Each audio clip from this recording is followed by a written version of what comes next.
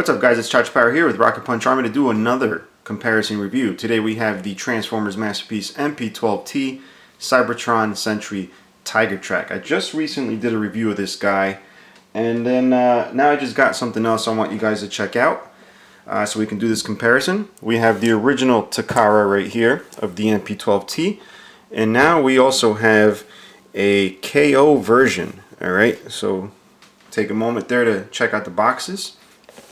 Pretty similar. They got the same black gloss finish. You notice the KO is a little more ripply on the front, but that could be due to the fact that this was packed in an envelope and crushed out of the box. So the person that sent this to me wasn't very careful with the packing. They literally just stuck it in an envelope, so that might have something to do with the compression of the cardboard. I don't know, but in any case, you can see the ridges there. We'll spin it around, see what it looks like on the back. Same thing, it's got the chrome here on the figure. Same thing on this one. It seems to be a little more chrome on the actual KO version. And you'll notice there's a little faint graphic there of the Autobot logo. On the knockoff, it tends to be a tad darker. Alright, so that's one thing to look out for. It's a little harder to see on the KO. Same thing with the box graphics. They tend to be a bit darker, a lot less contrast on the KOs. Other than that, everything else is the same.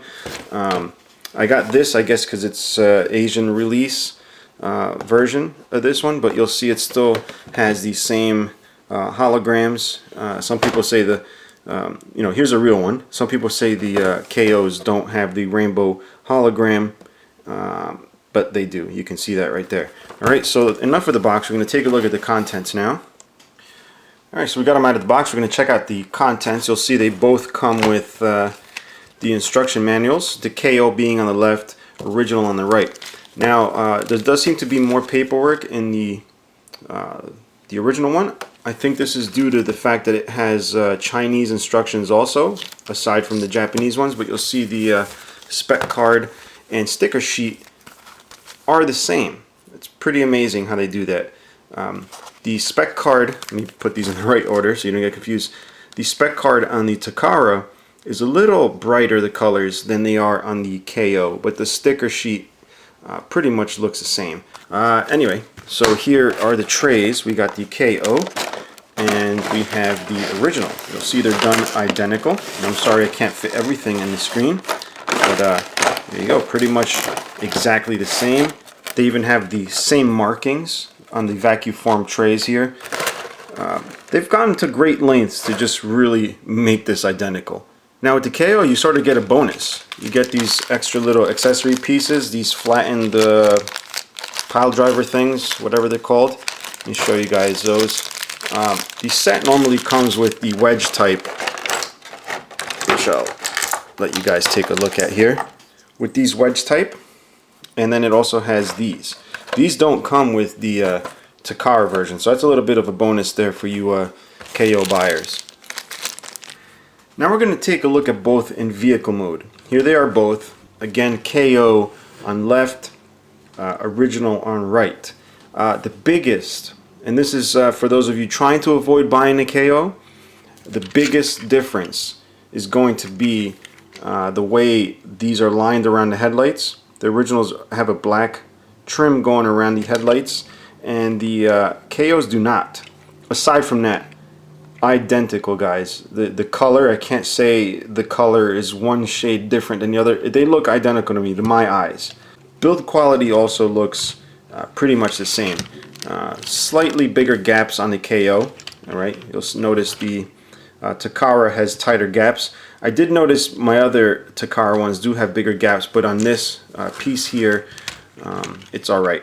Now this side of the Takara has bigger gaps than the KO. So I think it's just a matter of just fitment. Maybe it's the way I transformed it. But overall identical. I mean, I'm comparing two identical things, really. They both roll very well. Both seem to have as many imperfections in the paint as the other one. I don't see anything better. The Takara has some dull panels. This will have them shiny, but then there'll be like a couple of spots where like the paint might be a little bit messed up, like a little dot there. Then this has some crazing in the paint there, and also a little bit of a couple mess ups, like little dust caught in the paint.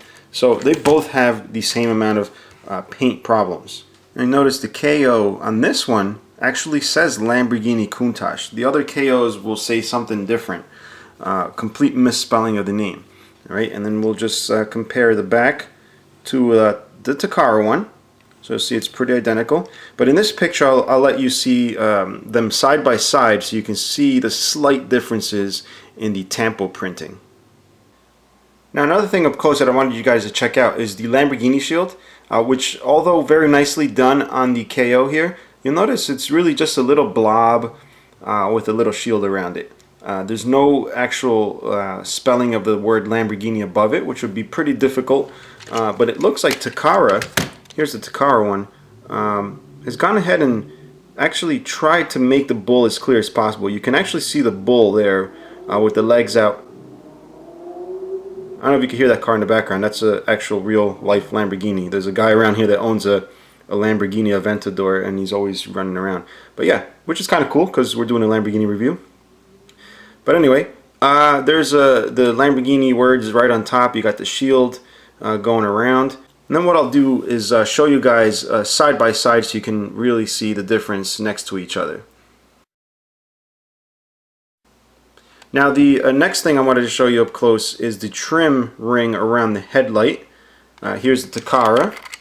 You'll see the black trim going right around. And here's the KO. No trim ring. And now here are both of them side by side.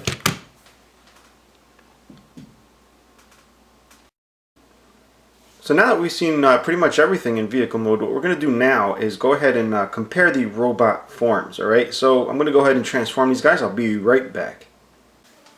Alright then, so here they are in robot form. I've got them set up exactly the same weapons, same shoulder cannon, everything.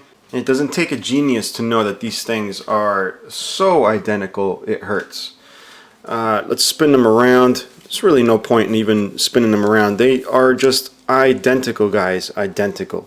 As far as quality of plastics, again, just like the other KOs, plastic quality is the same. There's nothing different about the quality of the plastic, the quality of the build. Even the screws look the same. Now I know some people out there are aware that a lot of Tigertracks that were being sold on eBay loose, and even some in boxes, were actually factory rejects. So a lot of those came with loose heads, the neck was on backwards, really bad paint apps and stuff like that. But this one is not one of those. This is a true, genuine, and I do use that with quotation marks, genuine KO. That means they use their own molds. Now there's different theories as to how that happens. It's either complete reverse engineering, where they actually take calipers and just measure everything. But that takes a lot of work. Other theories are that the people at the factory, since they do have access to the specifications of some of the Takara products, they go out and actually build their own molds. You know, there's just lots of theories. Now the mold on this is not identical to that. You can interchange parts. That I'm pretty confident that you can just interchange parts. Now the thing is, the mold process on certain parts is a tad different. The finishes are the same, but you know where the little sprue marks are and the little signs of where the injection guns are a little bit different on this. So I'm going to show you that because it's really apparent in the head. It's not so much sprue marks. There actually aren't any sprue marks on these figures at all, which is really nice. But you'll see if I open the head, there's these two little circles here. That's usually an indication of how the mold was injected. Now if we take a look at the Takara one, if we go ahead and open the head, you won't see those two little circles right there. So the injection process is different, but the parts are identical as far as fitment. Now here's a little something that might interest you guys. Speaking of mold differences, I put down both guns on the table here, and I don't know which one belongs to which. Now if you look at them, yeah, they're pretty much the same, but there are very small differences.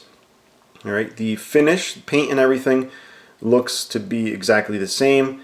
but you'll notice one is made a little sloppier. Let's see if we can take a look at that. And I'll get up close so you can see what I'm talking about. See the gouges there? All the way up and down there. And I'm sorry this is hard to focus. I am zoomed in. This here, you'll see the seam. Pretty sloppy. All around, really. The seam is just really ugly seam there. Now if we take a look at this one, no seam. I mean, there's a little seam, but there's no glue coming out. There's no cutting away of anything. If we look on the bottom here. So the first thing I did was assume that this one that I'm holding here in front of you guys was the Takara one. And I noticed there's also a little bit of detail, little lines, a little pair of little indentations going around the end, which this one doesn't have at all. So there I am thinking this is the Takara one, but it turns out the Takara one is this messy one. What I did was go back to my other, the MP-12 and the MP-14 and check out the guns, and they don't have the little dimples back here like this one. So it's actually the KO one that is finished a lot better than the real one, so go figure. Another thing I noticed about the KO gun is that it rattles. I don't know if you can hear that. I don't know what's in there. Maybe it's a little bit of ricin. And like I mentioned before, the one thing you don't get with the Takara that you do with the KO are these optional pieces that would just you know, install right where the fist would go. I'll go ahead and demonstrate that right on Mr. KO here. Open up this panel, put the fist back, close it, and then you'll see the little gaps up on the top and the bottom, and it should just snap right in, just like that. There you go. Now we'll compare the shoulder cannons. Let's take a look at them side by side in the exact orientation here, exact same. Yeah, pretty much the same. It does look like the Takara one was painted a little sloppier here. It's missing a little bit of paint. Could be just, no, actually, it's actually not sprayed all over. It's a little hard to pick up on camera, but it's like they didn't paint the whole back here. The KO is done pretty well. Now I know there was differences in the barrels. You'll see the KO has a bigger opening than the Takara one, which is smaller, so that's another way to distinguish. Now here are the last two bits here, the pile drivers. You got the KO on the left, the Takara on the right, pretty much identical. The Takara does seem to be molded a little bit sharper, but the plastics do seem to be identical. So back to the figures themselves. Again, really good quality, guys. I really can't say one is better than the other. However, what you just saw is a kind of looser knee on this one than the original. But my other KOs are super tight knees. Just this one has soft knees, as you see there. The Takara one, they hold a lot better. Alright, so that's a +1 right there for the Takara. But the KO has much stiffer arms. Even the elbows are really stiff. The Takara one seems to be a little easier to move. Same thing with the elbows. And the head on this one, the panel here, it's kind of loose.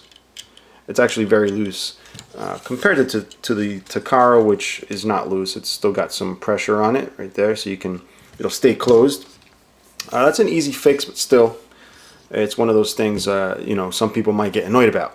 Now, the reason for these comparisons is twofold, because there's obviously people out there that don't like the fact that KOs exist, and they have valid points. My videos are not to promote nor talk people away from doing what they want to do, but these videos are here, like I said, for two reasons. One is for the people that do want to buy a KO and want to see if the quality is good enough to fork over the money for, which is usually a lot less than forking over for a real one. Or for the people who are looking for a real one and find a good deal and don't want to get stuck with a KO, you'll see the differences. So it works for both you guys. So whatever you guys decide to do, that's your prerogative. But me, I like to collect both. But again, I'm not here to judge, guys. I'm just here to help you guys out, make a video for your entertainment. I've gotten a couple messages where people are really just saying that there are enough differences to make the quality of this bad enough to be a KO, and I totally disagree. The mold differences, like I showed you in the head, they're not differences you know, in other words, I can't even spit it out. Let's say, for example, a lot of people are familiar with these figures. All right, the one with the cape here, the coronation thing, is a legit Hasbro Starscream, whatever, Seeker mold, the old molds, right? And then I got a KO here, which I picked up before picking up the real one, and these do have quality and molding differences. All right, particularly here on the knee area. I know there's a couple of different things, like the indentations on the knee are not apparent on here. So these KOs do have differences in quality and finish and mold. Even the heads are molded different, because this coronation thing would not fit on this guy.